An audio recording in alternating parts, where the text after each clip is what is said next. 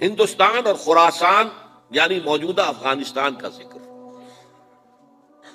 इब्न माजा की रिवायत है, अन अब्दुल्लाह इब्न हारिस रज़ियल्लाहु तआला अन्हु क़ाल रसूलुल्लाह सल्लल्लाहु अलैहि वसल्लम यख़रुजु नासुम मिनल मशरिक़ युअत्तिऊन लिल महदी यानी सुल्तानिही यानी सुल्तानहू, दोनों तरह से पढ़ सकते हैं।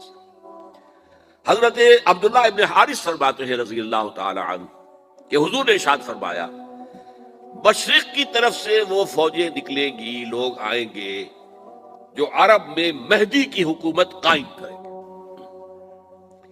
ये मेहदी कौन होंगे इसका जिक्र मैं जरा बाद में करूंगा, लेकिन नोट कर लीजिए कि मेहदी से पहले लाजिमन किसी मशरकी इलाके के अंदर वो निजाम कायम हो चुकेगा, तब वहां से फौजें आएंगी ना। ये मशरिक कौन सा है? अरब के मशरिक में आप चलिए, ईरान भी आ जाएगा, अफगानिस्तान भी है, पाकिस्तान भी है, और अगर उससे और तौसीर है तो हिंदुस्तान भी है। यह है अरब का मशरिक। इससे फौजें जाएंगी। इसका क्या मतलब है कि इसमें से किसी जगह पर निजाम खिलाफत पहले कायम हो जाएगा, ताकि वहां से फौजें जाएंगी जो जजीरा नुमाए अरब में हजरत मेहदी की हुकूमत को कायम करेंगी। अब दूसरी हदीस सुनिए। ये सुनन इब्न माजा की हदीस थी जो मैंने आपको सुनाई, आपने पढ़ी। दूसरी, अन अबी हुरैरा रज़ियल्लाहु तआला अन्हु, ये तिर्मिज़ी शरीफ की रिवायत है, क़ाल क़ाल रसूलुल्लाह सल्लल्लाहु अलैहि वसल्लम यख़रुजु मिन खुरासान रायातु सूद ला यरुद्दुहा शय्युन हत्ता तुनसब बिएलिया।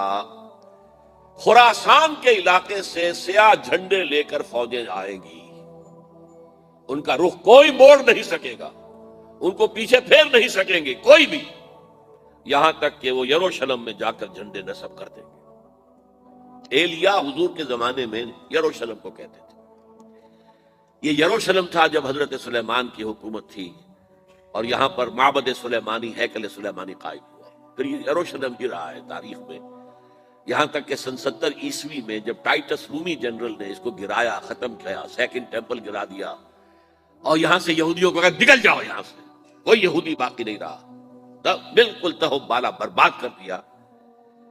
उसके कोई 150 साल बाद हेड्रियन, रोमन एम्परर हेड्रियन, उसने फिर दोबारा आबाद किया इसे। 150 साल तक ये बिल्कुल